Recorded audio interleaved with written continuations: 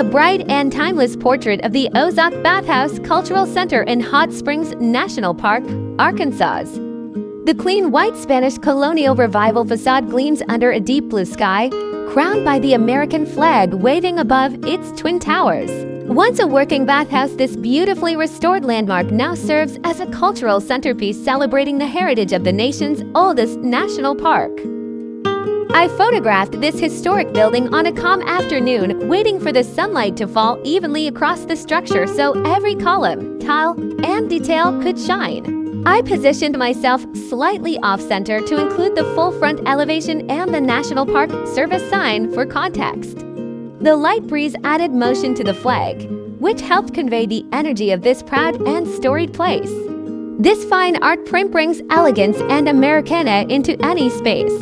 Ideal for living rooms, offices, libraries, or heritage collections, it pairs perfectly with classic or modern decor.